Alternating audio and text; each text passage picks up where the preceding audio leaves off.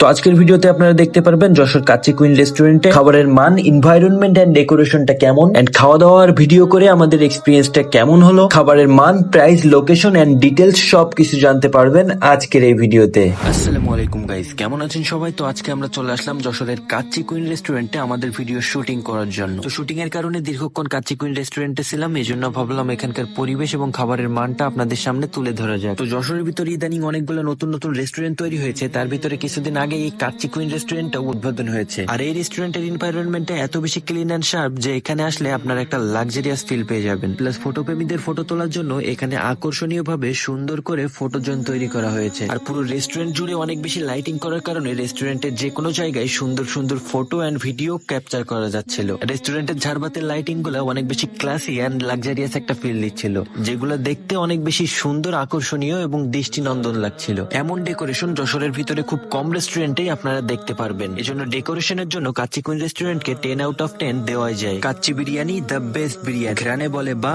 স্বাদে বলে মার হাবা। আর একটা জিনিস দেখে ভালো লাগলো, আপনারা এখানে বিভিন্ন ফাংশনের জন্য বুকিং সহ আপনাদের ইম্পর্টেন্ট কনভারসেশন বা মিটিং এর ব্যবস্থাও এখানে করতে পারবেন। তো দীর্ঘক্ষণ শুটিং করার ফলে আমার অনেক বেশি ক্ষুধা পেয়ে গেছে, যার কারণে আমি মেনুটা উল্টে পাল্টে দেখছিলাম যে কি খাওয়া যায়। তো মেনুতে কাচ্চি বিরিয়ানি, পোলাও দুইটাই ছিল এবং দুইটারই অনেক ভ্যারাইটি ছিল। তো আমি ঠিক করলাম চিকেন দম বিরিয়ানিটি খাবো, কারণ চিকেন আমার অনেক বেশি পছন্দ। তো কাচ্চি কুইন রেস্টুরেন্টের চিকেন বিরিয়ানিটা কেমন এটা টেস্ট করার জন্য আমার আর তর্স হয়েছিল, যার কারণে চিকেন বিরিয়ানিটা অর্ডার দিয়ে দিলাম এবং অর্ডার দেওয়ার কিছুক্ষণের মধ্যেই চিকেন দম বিরিয়ানিটা আমার সামনে হাজির হয়ে গেল। তো চিকেন দম বিরিয়ানিতে বড় এক সাইজ আলু এবং একটা ভালো লেগ পিস ছিল। তো খাবারটা দেখে ভালোই লাগছিল এবং এর স্মেলটা অনেক দারুণ ছিল, যার কারণে খাবার আমাদের সামনে আসতে আসতে খাবার দেখে আমাদের আরো বেশি ক্ষুধা লেগে গেল। এজন্য আমরা আর বসে থাকতে পারলাম না, খাওয়া দাওয়া শুরু করে দিলাম। তো অ্যাজ ইউজুয়াল কাচ্চি বিরিয়ানির টেস্ট যেমন হয় এটার টেস্টও ঠিক তেমনই ছিল। চিকেনের টেস্টটাও ভালো ছিল এন্ড আলুটা খাইতেও মজা লাগতেছিল। রাইসের কোয়ান্টিটি এন্ড পরিমাণ মোটামুটি ভালোই ছিল। যারা কম খান তাদের জন্য খাবারটা একটু বেশি হয়ে যাবে, কিন্তু যারা মোটামুটি খাইতে পারেন তাদের জন্য পরিমাণটা ঠিকঠাক আছে। তো খাবারটা মজা হওয়ায় আমার টিম মেম্বারের সকলেই খুব মজা করে খাচ্ছে, এত মজা করে খাইতেছে যে খাইতে খাইতে চিকেনের হাড্ডিটাই গিলে খাই ফেলতেছে।